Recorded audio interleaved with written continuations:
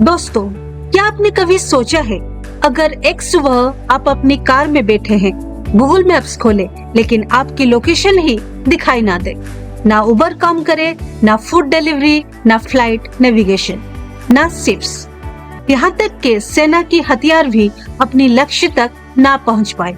सवाल ये है, क्या पूरी दुनिया का जीपीएस सिर्फ एक देश के हाथ में है? और अगर हाँ, क्या अमेरिका चाहे तो किसी भी देश का जीपीएस क्या बंद कर सकता है? आज हम जानेंगे जीपीएस आखिर है क्या, इसे कौन कंट्रोल करता है, क्या इसे कभी बंद किया जा सकता है और भारत जैसे देश इससे बचने के लिए क्या कर रहे हैं। दोस्तों, जीपीएस का पूरा नाम है ग्लोबल पोजिशनिंग सिस्टम। ये धरती के चारों ओर घूम रहे लगभग 30 से अधिक सैटेलाइट्स का एक नेटवर्क है। जब आपका मोबाइल या कार का नेविगेशन सिस्टम काम करता है तो वो इन सैटेलाइट से सिग्नल लेकर आपकी लोकेशन निकालता है। यानी जीपीएस सिर्फ रास्ता दिखाने के लिए नहीं, ये काम आता है गूगल मैप्स, ओला, उबर, विमान, जहाज, बैंकिंग टाइम सिंक्रोनाइजेशन, बिजली ग्रिड, मोबाइल नेटवर्क, कृषि, ड्रोन, मिसाइल गाइडेंस।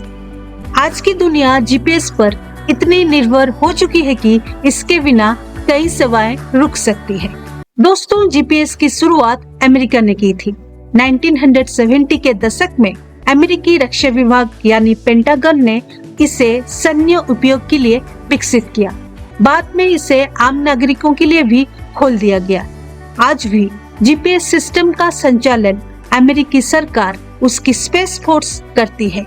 यानी दुनिया भर के करोड़ों लोग जिस जीपीएस का इस्तेमाल करते हैं, उसका कंट्रोल अमेरिका के पास है। यहीं से सबसे बड़ा सवाल पैदा होता है, अगर कंट्रोल अमेरिका के पास है तो क्या वो इसे बंद कर सकता है? तो छोटा जवाब है हाँ, लेकिन पूरी कहानी इससे थोड़ी अलग है। तकनीकी रूप से अमेरिका अपनी जीपीएस सिस्टम को नियंत्रण करता है। वो कुछ क्षेत्रों में सिग्नल की गुणवत्ता कम कर सकता है, कुछ सैन्य इलाकों में सिग्नल सीमित कर सकता है, या युद्ध के समय विशेष क्षेत्रों में जीपीएस सेवाओं को बाधित कर सकता है। इतिहास में ऐसे बहुत उदाहरण मिले हैं जहां संघर्ष वाले क्षेत्रों में जीपीएस पर असर पड़ा है।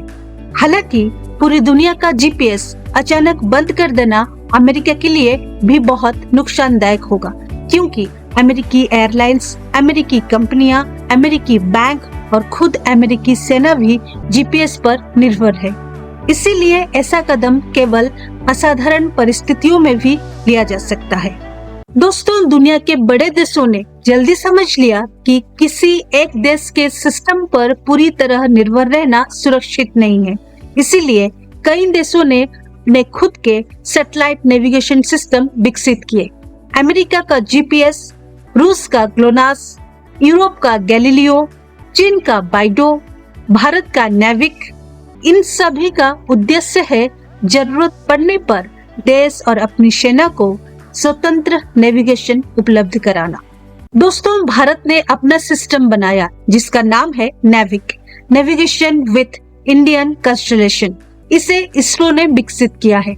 नेविक मुख्य रूप से भारत और उसके आसपास के क्षेत्र को कवर करता है। इसका उपयोग हो सकता है रक्षा, मछुआरों की सुरक्षा, आपदा प्रबंधन, सड़क परिवहन, ट्रैकिंग, भविष्य के स्मार्ट उपकरण। कई नए स्मार्टफोन अब नेविक को सपोर्ट करने लगे हैं। इसका सबसे बड़ा फायदा यह है, अगर कभी वैश्विक संकट आता है तो भारत पूरी तरह विदेशी सिस्टम पर निर्भर नहीं रहेगा। दोस्तों, आज की दुनिया में युद्ध सिर्फ टैंक या मिसाइल से नहीं लड़ा जाते। Space, satellites, cyber system, communication और नेविगेशन, ये सब आधुनिक युद्ध के सबसे महत्वपूर्ण हथियार बन चुके हैं। जो देश अपनी स्पेस टेक्नोलॉजी में आत्मनिर्भर होंगे, वही भविष्य में रणनीतिक बढ़त बनाए रखेंगे। उम्मीद है आपको ये जानकारी अच्छी लगी होगी। ऐसे ही इंफॉर्मेशन के लिए please follow my channel. Thank you.